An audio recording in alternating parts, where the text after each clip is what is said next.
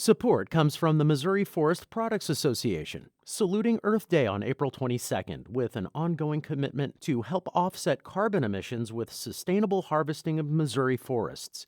Details at choosewood.com. Welcome to St. Louis on the Air. I'm Shayla Farzan. Tomorrow is Free Comic Book Day, a holiday not to be confused with National Comic Book Day in September. The celebration started back in 2002 as an effort to help bring new readers into independent comic book stores. Local shops and libraries across the city and county will observe the event and offer visitors free comics. One of those shops is Apotheosis Comics Lounge on South Grand.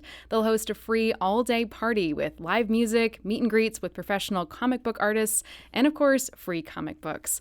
Joining me in studio to talk about the event and comics in general is Apotheosis owner and resident comic book expert Martin Casas, St. Louis native Jim Mahfood, who's a concept artist for the Academy Award-winning Spider-Man Into the Spider-Verse film, and Maggie Thurston, an indie comic artist who also collaborates with Ink and Drink Comics, a St. Louis-based publishing group that produces anthology graphic novels.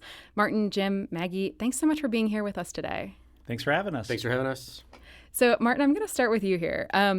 Free Comic Book Day. It's kind of a big deal now. Like, how did it become a thing?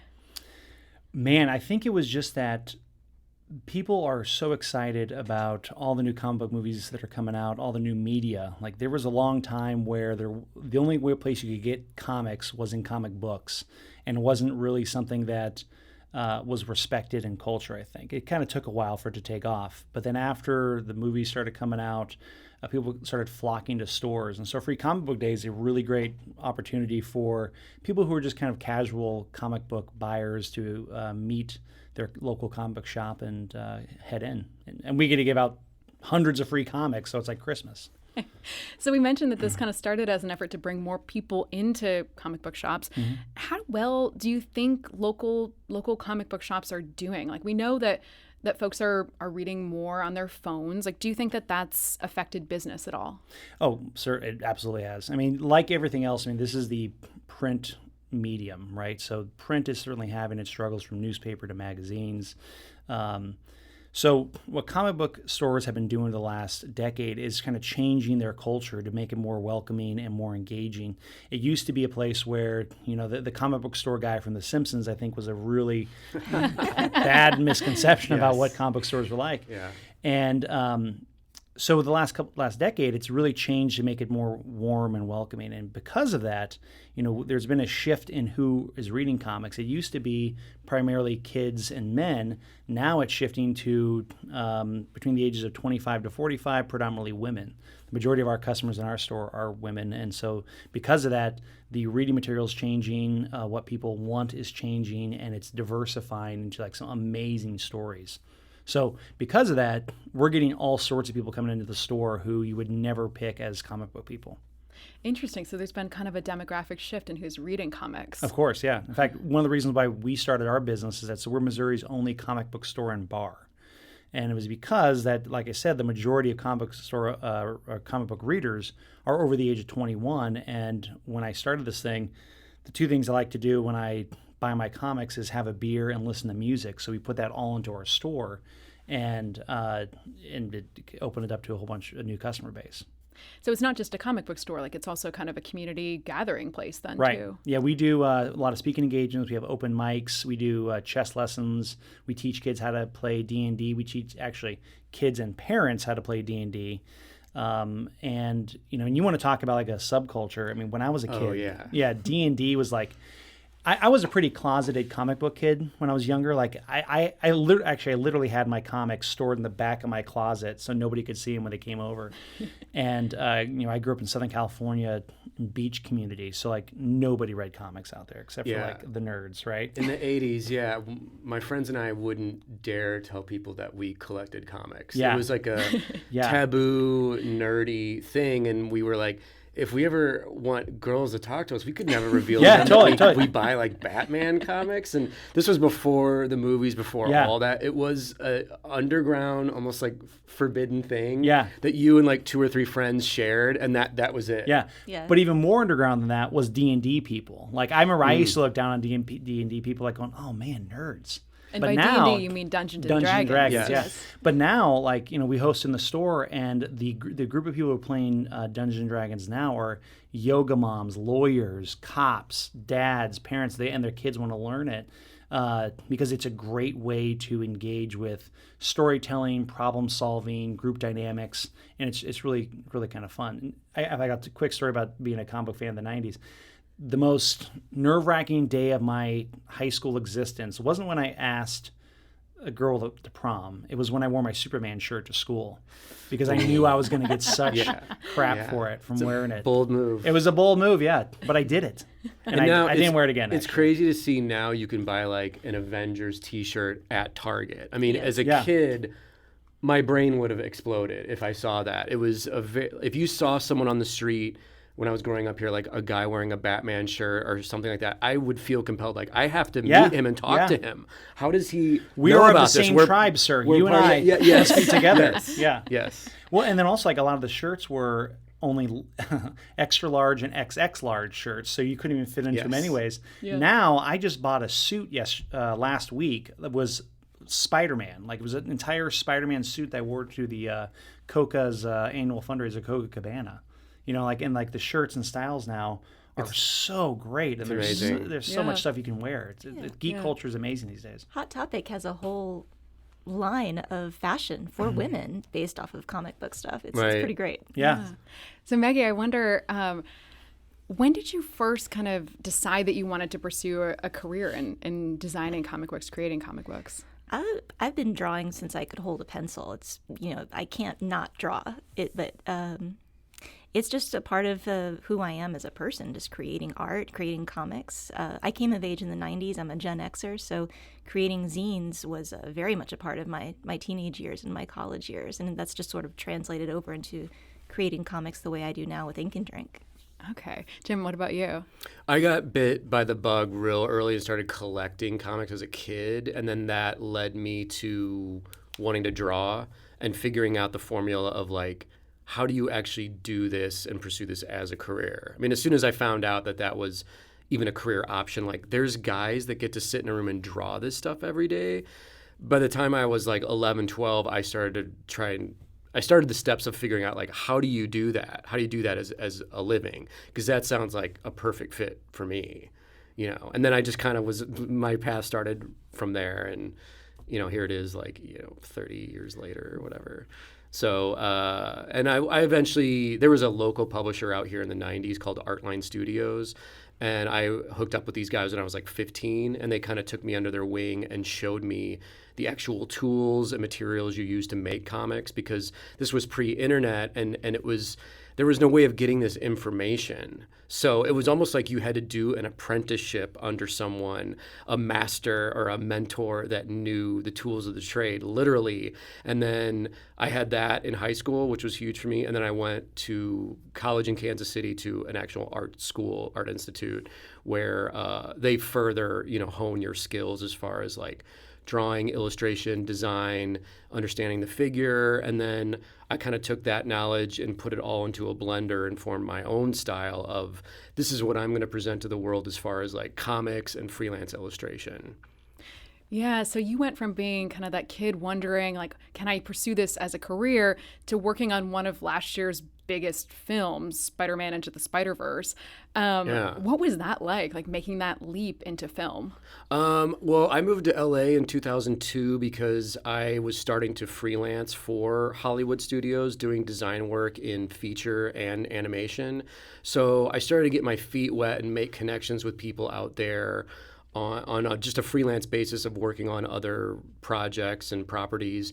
And a good buddy of mine ended up at Sony as a producer.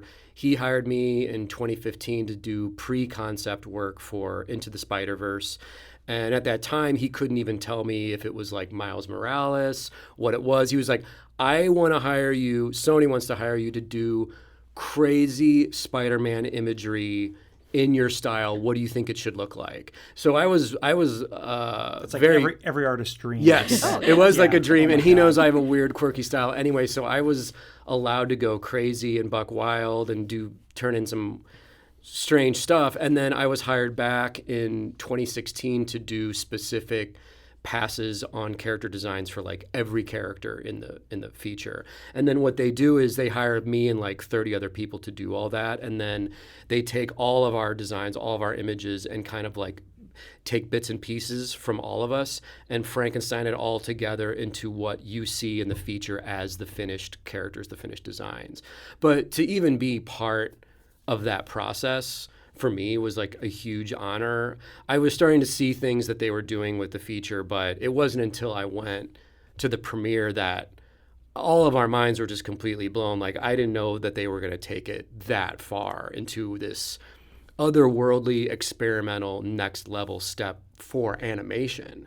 I mean, it's going to be regarded as a groundbreaking film. It already is, but it's a stepping stone film of like, this is where we're at now. This is where we're going with feature animation. Yeah. It's very exciting. Yeah. And the best thing about Into the Spider-Verse was that it was really ripped from the pages of a comic. Like, I think it was so true to the original material. You could tell that the people like Jim who worked on it cared about it, and that showed. And it really, like, when I was watching that, the beats that the movie took looked straight out of a comic, and I think that was one of the things that fans like us just leapt at, man. And you nailed it out of the park. It was awesome. Yeah, it's definitely a love letter to comic book fans and creators. You know, I felt very proud being in the theater. I went to the Portland premiere with Brian Michael Bendis, who is the co-creator of Miles Morales. He created that character, and to be in the theater with him and a bunch of Portland comic book artists, I felt very thrilled and proud to be part of this industry. Sometimes comics, I feel, is kind of like the lowest tier of art and entertainment. You know, you have video games, you have feature movies, you have Netflix shows, and comics spawned all these characters, but we're kind of like the underdog guy. So to see Spider-Verse and see all the tributes and little Easter eggs in the movie to comics and comic book artists, very big thrill for me. And I think all of us walked out of there feeling very proud and pumped, like, wow, they really got it right. Like, they really represented the culture. Well, Maggie, I wanted to bring you into the conversation too, because we mentioned earlier that you actually collaborate with Ink and Drink Comics, and you work on these kind of anthology graphic novels. I have a feeling that some of our listeners might not be familiar with that, and I wonder, like, how would you describe that literary style? Well, the simplest way I explain it to people is by saying that we are a less cool version of the Wu-Tang Clan. We all work together and collaborate and create anthologies and graphic novels together, but we also have our own separate individual projects. And sometimes they overlap, sometimes they don't, but it's really great because we all learn from one another. We work pretty well together, and it's a great experience to work with other artists, because it can be very isolating to be an artist, to be a comic book artist, because you generally work alone. You have earphones in and you're at your drafting table and whatnot, and it can get very easy to isolate yourself. So working with other people in that capacity is it's not only fun, but it's also very healthy. Who would you say is kind of one of the biggest influences on your career as a comic book artist? I'd say artists like Chris Bacallo, for sure. Basically anyone who's ever worked on a Sandman comic. Neil Gaiman, definitely. The DC Vertigo comics were always a huge influence, just because they went a little bit farther out there creatively and even intellectually. So, but yeah, there's so many great things out there that have played a role in that. How do you, I can imagine when you're producing comics every day, that it can get a little exhausting sometimes. I wonder, how do you kind of recharge your creative batteries? Good music, good movies, learning from other artists too, and frankly also knitting. Knitting, really? Yeah, it's because when I get a little bit burned out on working on art, I'll switch gears and knit, and it's very meditative. You're still working with your hands, you're still creating something, but it's like using a different part of your creativity to make something that's also very tactile. Jim, do you also knit to recharge? I don't, but I understand exactly what Maggie's talking about with like music, finding inspiration, and it is important to get out and be around other artists. It is very isolating work, and you need to have people that can understand what you're going through. It's strange to complain about like deadlines and stuff to normal people, because they perceive it as you're living the dream. You get to sit in a room alone all day and draw. That sounds like the most funnest thing ever. And it's like, it is, but it's also intense work that there's deadlines and there's no one. It's up to your own personal discipline to get this stuff done and not be distracted and make it happen. So it is important to not become a totally isolated weirdo. Martin, in our last 30 seconds, can you tell us what to expect at your shop tomorrow? Yeah, so we're going to be giving out over 500 free comics will be given out tomorrow. We got bands going from noon all the way till 9 o'clock at night. We have artist Matt Roberts coming in who does a book about Lewis and Clark called Manifest Destiny. Jim will be there as well. We're going to be giving out, Ink and Drink will be there too. And we'll be lots of great deals on comics, and it's going to be a fun time. Great.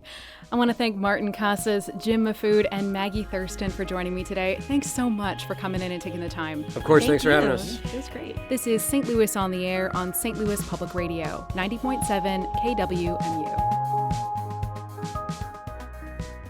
Support comes from the Missouri Forest Products Association, saluting Earth Day on April 22nd with an ongoing commitment to help offset carbon emissions with sustainable harvesting of Missouri forests.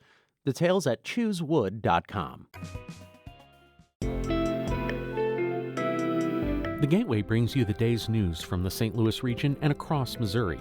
It also includes stories from the Illinois side of the river and our Metro East reporter, Will Bauer. In Alton, in Belleville, in East St. Louis, in Edwardsville, in Cahokia Heights, at Scott Air Force Base, I'm Will Bauer, St. Louis Public Radio. Listen to reports from Will and all of our journalists weekdays on The Gateway, on the STLPR app, and wherever you get podcasts.